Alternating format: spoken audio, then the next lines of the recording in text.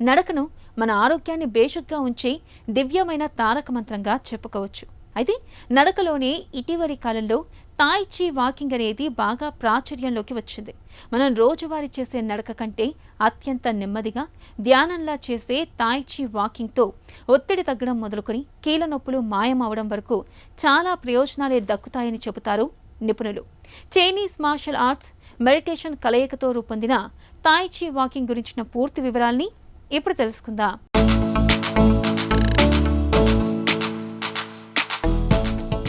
Casual walk, brisk walk, nordic walk, interval walk, 8 walk, సీకేడి walk, power వాక్ల గురించి మనకు తెలుసు.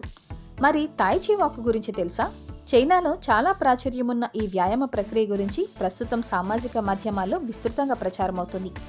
వేల ఏళ్లుగా చైనాలో ప్రాచుర్యంలో ఉన్న యుద్ధ కళల్లో తాయ్ చీ వాక్ ఓ భాగం. మనసు, శరీరాల సమన్వయం ఇందులో ప్రధానం.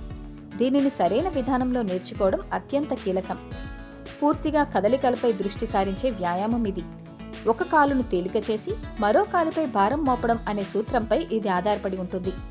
తాయ్ చీ నడకలో ముందు ఒక కాలిపై శరీరం బరువు మోపుతూ నిదానంగా మరో కాలు పైకెత్తాలి.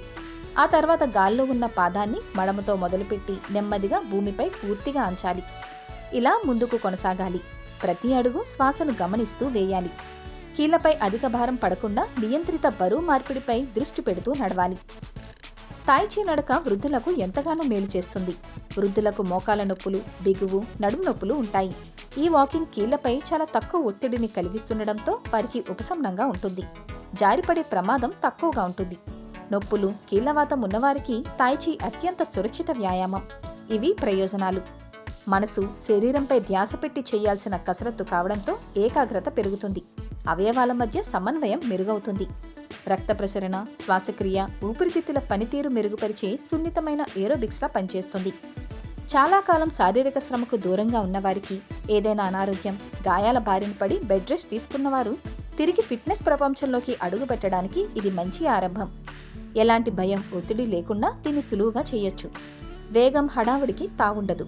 దీనివల్ల మెదడు చురుగ్గా మారుతుంది. అవయవాల కదలికపై పట్టు వస్తుంది. ఒత్తిడి తగ్గి ప్రశాంతత లభిస్తుంది. రన్నింగ్, జాగింగ్, వేగంగా నడిచే బ్రిస్క్ వాక్లలో మోకాళ్ళు, మడమలపై శరీర బరువు పడి ఒత్తిడి పెరుగుతుంది. తాయ్ చీ వాక్లో అడుగులు నెమ్మదిగా ఒక పద్ధతి ప్రకారం పడటంతో కీళ్లపై ఒత్తిడి పడదు. అయితే ఇది ఆన్లైన్లో చూసి చేసేది కాదు. తాయ్ చీ వాక్ సరైన మార్గదర్శకత్వంలో చేయాలి. తుంటి కీళ్లను ఎలా సులువుగా ఉంచాలో, బరువును సమన్వయపరచాలో తెలియకుండా చేస్తే కీళ్ల అమరిక, జాయింట్ల మధ్య సమస్యలు తలెత్తే ప్రమాదం ఉంది. ఆరోగ్య సమస్యలున్న వాళ్ళు వైద్య నిపుణుల పర్యవేక్షణలో దీన్ని చేయడం ఉత్తమం.